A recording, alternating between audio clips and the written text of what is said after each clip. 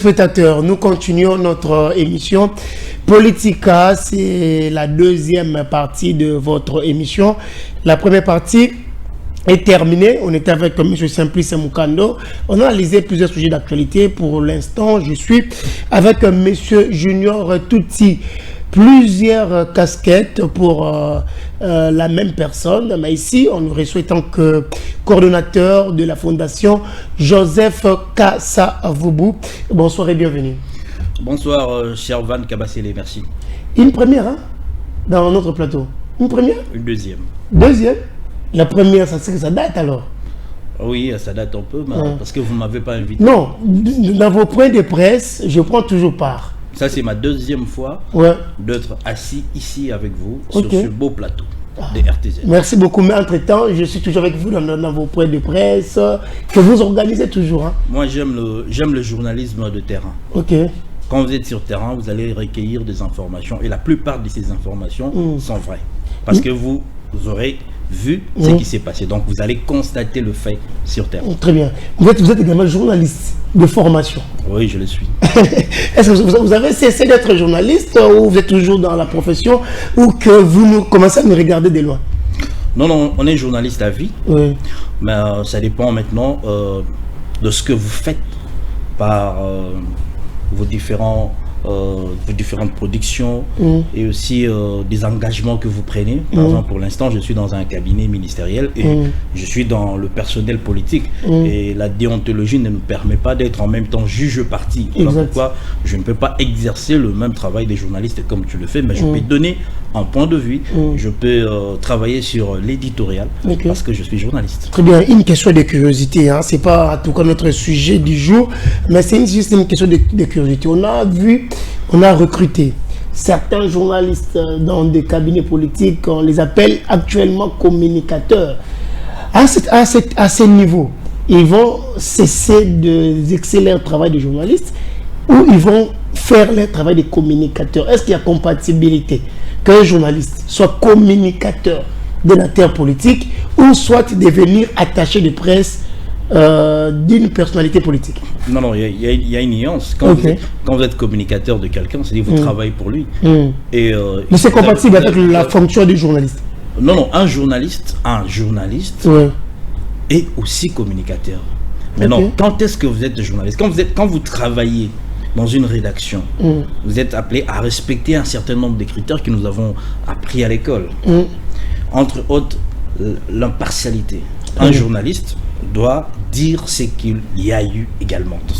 Vous n'êtes pas là pour essayer un peu de dénaturer le fait. Oui, il ne faut pas dénaturer les faits. Alors, quand vous êtes communicateur, vous devrez communiquer. Or, quand on communique, on cherche le succès pour. C'est-à-dire, moi, si je communique pour vous, je cherche à convaincre à votre faveur. Et quand je le fais, c'est un travail de qualité et c'est un travail qui demande beaucoup d'expertise, beaucoup de volonté, mais aussi, il faut dire, il faut bien rémunérer ces gens qui font de la communication pour vous. On travaille pour vous. Mais quand on est journaliste, on travaille pour une rédaction, on travaille pour un organe, et là on respecte les normes, on respecte l'éthique et on respecte les critères. Dans le communicateur, il n'y a pas de respect des normes, il n'y a pas... Non, quand vous communiquez pour quelqu'un, vous devrez en tout cas utiliser tous les canaux possibles et les stratégies communicationnelles pour que votre candidat remporte le succès. Ah oui. Dans le but de cette communication, c'est le succès. C'est de valoriser en tout cas la personne. On communique pour convaincre l'auditoire. Moi, quand je communique pour vous, je dois convaincre l'auditoire. Et le public cible doit être convaincu. Mais ça vous fait comment? On va terminer par là. Ça vous fait comment de voir certains journalistes, ils sont maintenant communicateurs de X personnes, mais on les traite de djalelo par un certain public. Le djalelo, ça dépend de ce que vous dites. Quand vous communiquez avec intelligence, on comprend que vous travaillez pour quelqu'un. Si vous êtes porte-parole de quelqu'un, vous êtes journaliste, mais quand vous êtes porte-parole de la personne, vous devez travailler pour cette personne, son image. Et ça s'apprend. On apprend ça à l'école, c'est pas pour rien qu'il y a la science de l'information et de la communication. Dans la communication, il y a le mot, je peux dire même, c'est verbe vaincre. Ok. Oui. Donc, quand vous communiquez pour quelqu'un, vous voulez le succès de cette personne et vous devez convaincre en même temps, vaincre l'auditoire. Très bien. Merci beaucoup, monsieur Junior Touti. Allez, voilà notre deuxième invité. Il est le coordonnateur de la Fondation Joseph Kasavubu. L'actualité oblige. On ne va pas en passer. On va commencer toujours avec l'actualité, avec ces mouvements de la ville morte décrétée par l'opposition congolaise. Quel aperçu que vous avez par rapport à cette organisation de cette journée ville morte d'hier? Une réussite, ballon d'essai, on peut tenter d'abord de chercher les positions du pouvoir en place. Quel aperçu que vous avez? Bon, moi j'ai vécu des villes mortes à Kinshasa. J'ai vécu une ville sans transport à Matadi, avec l'honorable Fabrice Pouela. Tout ce que je vécu à Kinshasa comme ville morte ne ressemble en tout cas en rien à ce que je vis hier. Ça veut dire c'était pour moi, je ne sais pas pour les organisateurs, c'est vraiment une réussite, mais j'estime que c'était pas une réussite parce que les gens sont allés travailler. C'est vrai qu'il y a eu par moment une circulation timide, surtout tout le matin dans certains coins. On dit qu'à Kinshasa, il y a trop d'embouteillages chaque jour. Mais hier, il n'y avait pas d'embouteillage à Kinshasa, donc une réussite. Dans d'autres coins, j'ai vu les vidéos, il y avait des embouteillages. Dans d'autres coins, il y avait des embouteillages. Les gens, parfois, avaient de la peur bleue. Les gens pensaient qu'il y aura vraiment ville morte, les gens vont manifester, peut-être les gens vont rester. Mais les gens se sont dit, bon, enfin...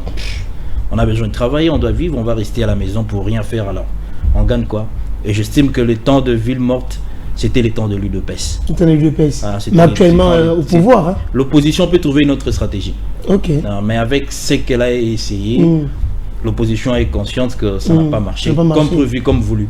Est-ce qu'on peut soutenir maintenant l'hypothèse du président de la République qui a dit opposition pété? C'est ça?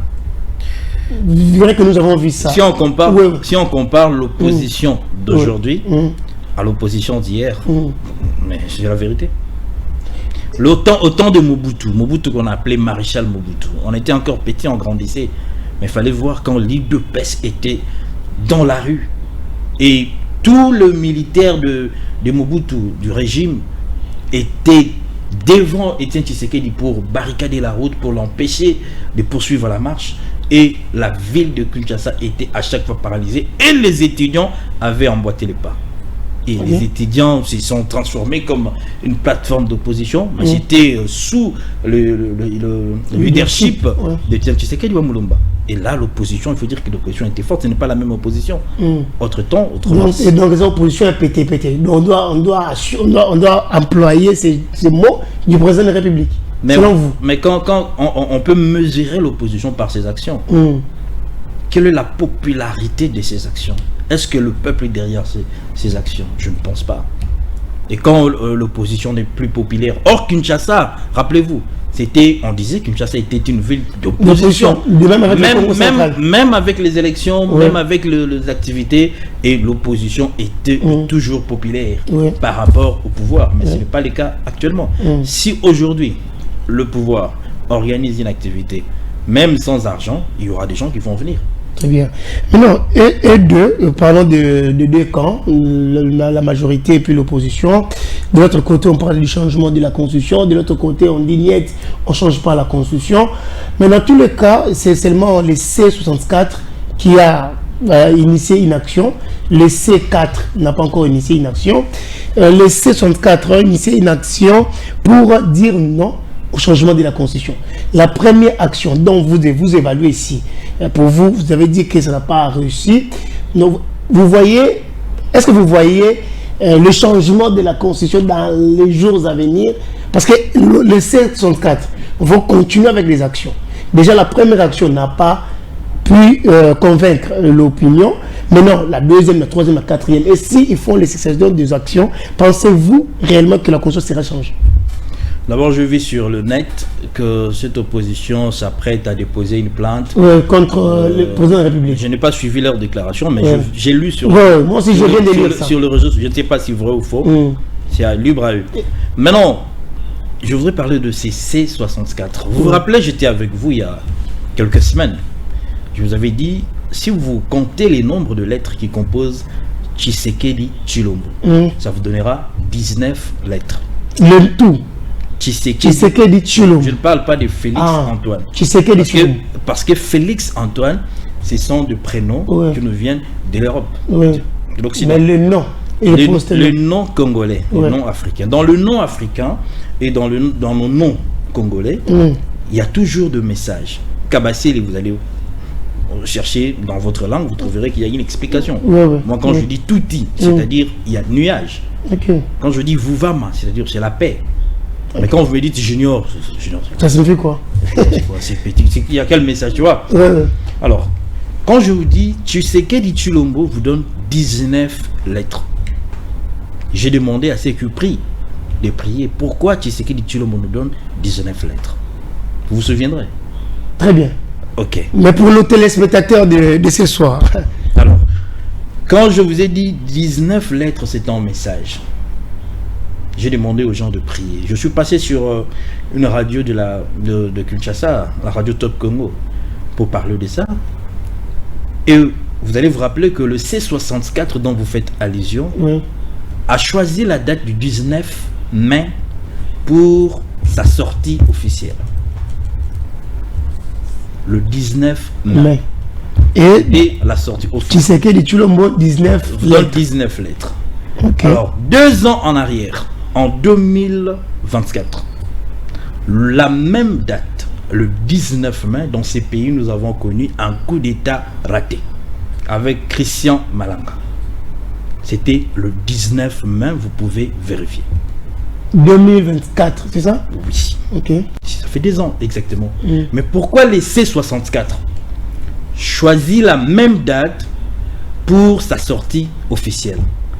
Est-ce une coïncidence malheureuse, heureuse? Est-ce un fait anodin ou il y a un message derrière? Je ne veux pas aller plus loin. Tshisekedi Tshilombo est arrivé au pouvoir en 2019.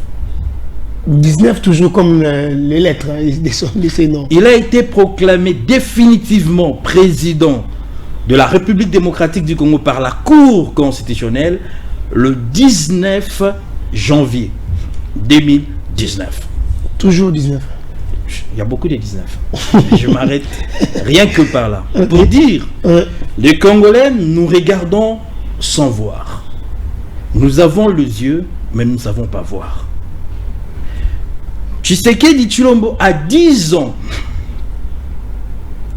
des mandats reçus par cette constitution. 10 ans, ça veut dire 2 fois 5 ans, 5 ans. Tshisekedi vous donne 10 lettres.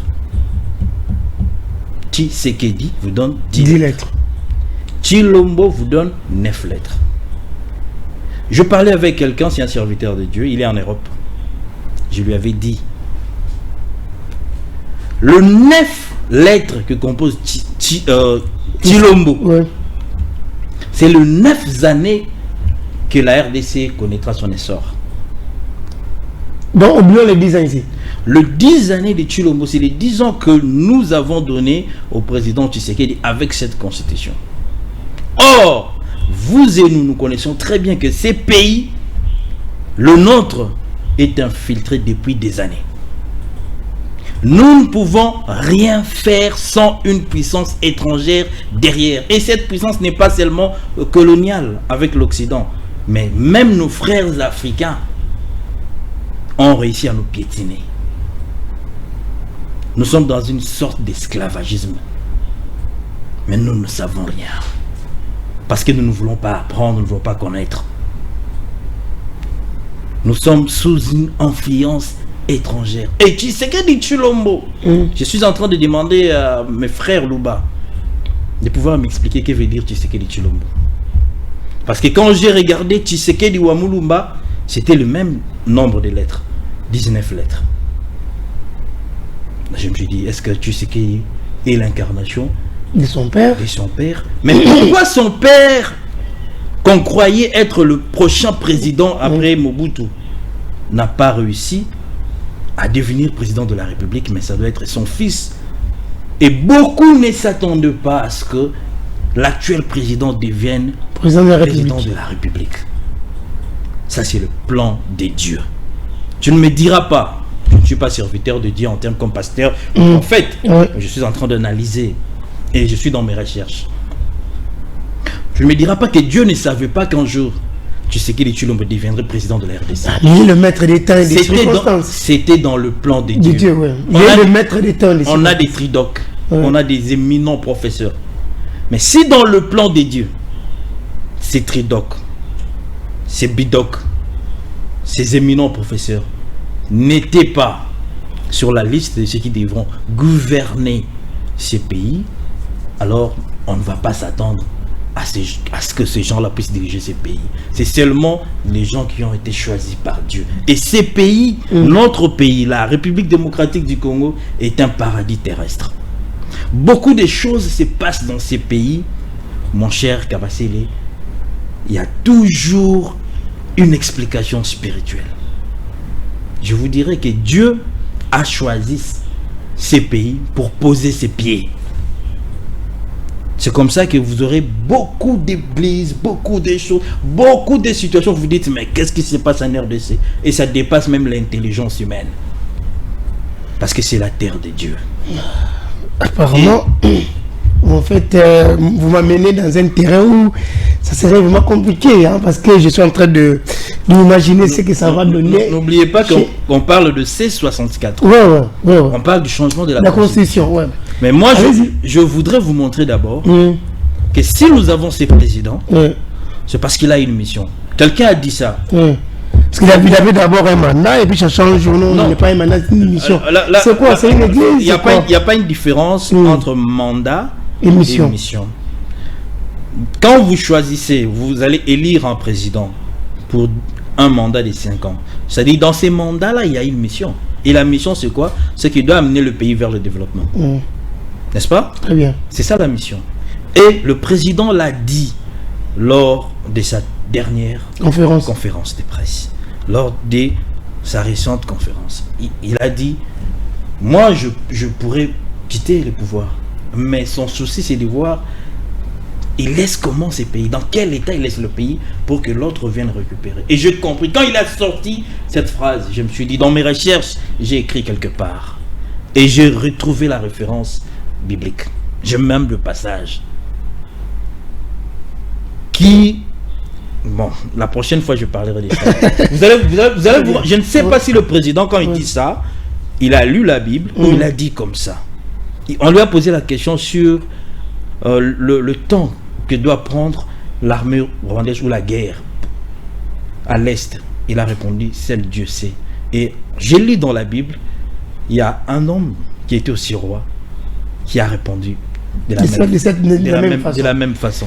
Mais non, les C64, on en parle. Est-ce qu'ils vont réussir leurs actions ou carrément ils font bouger le pouvoir en place? On va terminer, on va changer les chapitres. Si on ne change pas la constitution, ou si on ne modifie pas la constitution, cher Kabasele, retenez bien, nous n'allons pas nous en sortir. On ne va pas changer cette constitution pour le président Félix. Le président Félix, qu'on le veuille ou pas, un jour, il quittera le pouvoir. Il ne restera pas éternel. Il va quitter. Mais s'il faut changer cette constitution, c'est pour l'intérêt de Congolais. Vous imaginez... L'actuelle constitution n'a pas d'intérêt pour les Congolais. Non. S'il faut changer, ça veut dire on a retrouvé quelque part de failles. Et ces failles doivent être... Depuis plus de 28 ans, on a ça. Depuis plus de on a ça, mais c'est seulement maintenant qu'on a voulu. Le premier 5 ans du fait qu'il n'avait même pas vu qu'il y avait un problème de constitution. Maintenant, on est dans son deuxième mandat. Il reste, je crois, 2 ans, quelque chose comme ça. Et c'est à ce moment-là que vous me dites que la constitution n'a pas été bien élaborée. Si je ne m'abuse, les États-Unis ont modifié leur constitution 27 fois. Les États-Unis, la grande puissance mondiale. Il y a eu 27... Vérifiez, entrez dans des sites, vous allez voir. 27 fois les États-Unis ont modifié leur constitution. Vous n'allez pas nous demander, nous, d'attendre à ce que 5-7 générations après pour commencer à modifier la constitution. Ce sont des écrits. Il faut les adapter à la réalité actuelle. Si nous regardons ce qui se passe dans nos provinces, comment le député parfois sont en guerre avec les gouverneurs. C'est pas seulement au Congo central. Si on regarde le mode d'élection des gouverneurs, des sénateurs, on doit continuer comme ça. Et je ne pense pas. Et j'estime, même ceux qui ont écrit, même ceux qui nous ont fait voter la Constitution, c'est-à-dire le régime passé, on a vu en 2016, on a vu des tentatives de modifier la même Constitution que eux-mêmes ont promotionné. Eux-mêmes ont voulu que nous puissions voter. Ils ont même organisé les référendums. Mais ils n'ont pas attendu longtemps. Ils ont dit ils peuvent modifier. Parce que c'est une œuvre humaine. Donc on peut dire que, M. Junior Touti, la population actuelle soutient le gouvernement en place, ou la population elle est devenue mature pour dire que on nous a assez manipulés par rapport à vos discours, ville morte, etc. Prenons-nous en charge. Est-ce que vous avez un peu cette aperçu-là? Les Congolais ont donné au président Félix la confiance à partir de cette guerre. Vous savez, je vais citer son nom, qu'elle repose en paix. La fille aînée du président Kasavubu m'a dit une fois, dans sa résidence, maman Marie-Rose Kasavubu, j'étais en Europe, elle m'a appelé. Quand je suis rentré vite à Kinshasa, on s'est vu, elle m'a dit, Tshisekedi a fongoli bateau miso. Cette maman-là a travaillé avec Mobutu. Ok. Elle était d'abord avec son père qui était président. Elle a vu Mobutu, elle a vu Mouzé, elle a vu Joseph, elle a vu Tshisekedi. Elle a dit à moi, Junior, Tshisekedi a fondé Batomesu. Voilà pourquoi je vous ai parlé de cette forme de colonisation encore, ou cette forme d'esclavagisme. Vous et nous portons de vestes, mais il y a des gens qui sont en chemise, en t-shirt, qui sont en train de devenir de patrons avec l'argent de notre pays, avec le minerai de notre pays. Devons-nous continuer comme ça? Et j'ai vu sur internet une vidéo où un enseignant, je ne sais pas si c'était un théâtre ou quoi, l'enseignant est en train d'enseigner les élèves. Il dit, notre pays est riche, et il y a une fille, une élève qui a commencé à pleurer. Il a dit, professeur, vous êtes menteur. Et l'enseignant a pris l'élève jusque chez le préfet. Mais quand le préfet a posé la question, l'élève a dit quoi? L'enseignant nous dit que le pays est riche. Mais depuis que je suis là, vous regardez comment nous souffrons. D'ailleurs, notre salle de classe, regarde comment elle est construite. Regarde dans quel état nous sommes en train d'étudier. Comment dire que notre pays est riche? Mais il y a des gens qui sont ailleurs qui profitent de cette richesse. Devons-nous continuer comme ça? Les gens sont aujourd'hui assoiffés du pouvoir. On ne peut jamais tous devenir de président. À chaque moment, il y aura toujours un seul président. Très bien. Et merci beaucoup, Monsieur Junior Touti. Je rappelle que vous êtes le coordonnateur de la fondation Joseph Kasavubu. Joseph Kabilé-Bibian.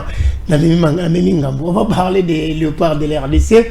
Nous avons suivi tous le match d'hier. C'est avant d'ailleurs cette rencontre. Vous avez eu quelques analyses pour nos léopards. On a joué hier contre Danemark. Les gens ont sorti l'ancien résultat de Danemark face à la Portugal, 1-0, tout, mais la RDC a pu accrocher le Danemark. Quelle lecture avez d'abord vous faites par rapport à la rencontre d'hier? Bon, c'est un match amical, c'est en prélude de préparatif, de la phase finale de la Coupe du Monde, et l'équipe doit se préparer. Il nous reste quelques jours, le staff est en train de tester les joueurs et de pouvoir donner déjà des consignes bien avant, voir que sont-ils en forme ou pas, comment relever les niveaux. On peut tenir bon. Oui. On peut tenir bon. Moi, je vous avais dit l'autre fois que nous allons faire mieux qu'il y a 52 ans. Ok. Quand vous dites que nous allons faire mieux, c'est-à-dire quoi? Nous allons faire mieux. Parce que d'abord, devant nous, nous avons Portugal, nous avons Colombie, nous avons Goubez. Qu'est-ce qu'on va faire de mieux? Il ne faut pas avoir peur de la Colombie ou du Portugal. Non, nous sommes des équipes. Nous avons joué tous les éliminatoires. Nous, on a même joué le barrage. Les autres ne l'ont pas joué. Mais nous sommes qualifiés. Ça, c'est un point. C'est pour nous déjà une sorte de victoire. 52 ans après, nous sommes déjà à la Coupe du Monde. Maintenant, il faut laisser les jeunes jouer. Faire la fête, jouer. Nous ne disons pas que nous devons gagner cette Coupe du Monde d'office, Non, nous voulons d'abord célébrer notre retour à cette grande compétition, cette messe mondiale du football. Vous comprenez, parce que ça fait 5 ans, 10 ans. C'est quand même énorme comme travail que les amis, les jeunes ont abattu. À qui revient la gloire? Au président de la République, au ministre des Sports, au peuple congolais. Au peuple congolais. Et qui doit chapeauter cette gloire-là? C'est le président de la République selon vous? C'est le ministre des Sports? Parce que hier dans les stades, nous avons vu le ministre des Sports un peu partout dans les panneaux publicitaires. Mais le ministre des Sports est politique. C'est lui qui a la politique du sport au pays. C'est pas il a touché quand même. Là où ça n'allait pas pour les autres. Il y a l'instance qui gère le football. C'est la FECOFA. La politique, c'est le ministère. Et puis nous avons la technicité au niveau du staff technique. Ok? Mais tous travaillent pour le pays, pour les Congolais. Ces léopards-là sont payés avec l'argent des contribuables, l'argent de Congolais. Donc ils travaillent, ils mouillent leur maillot pour les drapeaux de la RDC, pas pour une seule personne. Voilà pourquoi nous devons célébrer cette participation. C'est le retour de la République démocratique du Congo. Beaucoup de langues disent que c'est Didier Boudimou qui est venu retoucher un peu, faire de l'impossible là où c'était impossible pour le part de la RDC. Que pensez-vous de cette perçu des choses? Bon, s'ils le disent, parce qu'ils savent pourquoi, tant mieux. Mais ce qui est sûr, parce qu'on va dire dans le palmarès que c'était pendant que nous avons eu tel ministre. En 2000, par exemple 26, nous avons joué la Coupe du Monde. C'est comme nous avons joué il y a 52 ans. Donc il y avait aussi un ministre des Sports. Ça ne veut pas dire que c'est la dernière participation. Nous aurons aussi notre participation. Nous serons peut-être qualifiés après 8, 10, on ne sait pas. Et il y aura encore un autre ministre. Donc on dit bravo à tous ces gens-là qui ont mis la main dans la pâte pour que nous puissions être qualifiés. Mais il ne faut pas seulement prendre la chose comme si ça appartenait seulement à un seul individu. Et même le ministre est content d'abord parce que les joueurs ont mouillé leur maillot, le staff a travaillé, même l'apport du gouvernement central. Il y a le gouvernement national qui a apporté quand même sa contribution, représentée par le ministre des Sports. Et il y a les chefs de l'État pour booster un peu l'énergie. Il a cru à cette équipe. Vous vous rappelez combien de fois il a été au stade pour encourager le léopard. Donc il a aussi beaucoup contribué en tant que père de la nation. Et moi j'avais dit mais que ces retours de la République démocratique du Congo dans une phase finale de la Coupe du Monde 52 ans après était aussi un message pour la République démocratique du Congo. Ah bon? Je vous avais dit, nous avons 2 chiffres. Vous avez 52. Dans 52, nous avons le premier chiffre, c'est le chiffre 5. Et quand vous regardez les présidents qui se sont succédés, nous avons aujourd'hui Tshisekedi comme 5e président. Et quand vous regardez le 2 que nous avons à côté, c'est la 2e participation de la République démocratique du Congo. Et Tshisekedi est encore le 2e président qui qualifie la RDC à la Coupe du Monde. 52 ans après. Dans Apocalypse, quand vous lisez Apocalypse, on parle de 666. Et on demande à ceux qui ont de l'intelligence pour calculer, pour comprendre. Et dans les chiffres et dans les lettres, il y a toujours des messages. Aujourd'hui, vous êtes trop évangélique. Est-ce qu'on va dire qu'un jour, vous seriez prophète pour les autres qui n'ont pas encore la même vision que vous, M. Junior, tout de suite? Mais nous sommes arrivés pratiquement à la fin de cette émission, M. Junior. On va essayer un peu de parler un peu de votre fondation, qui en fait pas de la vôtre, mais vous êtes coordonnateur de la fondation Joseph Kasavubu. Pour les gens qui ne savent pas, est-ce que Congo Centrafrique Matadi a votre siège? Oui, nous avons un siège, mais actuellement le siège est fermé parce qu'on s'est beaucoup plus concentré à Tchela. On s'est beaucoup plus parce que c'est le territoire qui a vu naître le premier président de la RDC, dont la fondation porte le nom, le président Joseph Kasavubu. Alors nous nous sommes concentrés beaucoup plus là-bas. À Dizi, d'ailleurs, je suis allé là-bas implanter une radio, la radio communautaire de Dizi. C'est toujours en mémoire du président Joseph Kasavubu. Il y a beaucoup d'actions que nous sommes en train de pouvoir... C'est pour changer de connotation en 2028, il y aura élection pour postuler au nom de l'ancien président, ou ça serait justement la fondation? Moi j'aime quand on m'appelle apôtre de Joseph Kasavubu. Vous savez, le président Kasavubu a beaucoup fait pour ce pays. Et prochainement, peut-être qu'on aura une émission, je vous parlerai de... Il y a une sorte de similitude entre le président Joseph Kasavubu et le président Tshisekedi.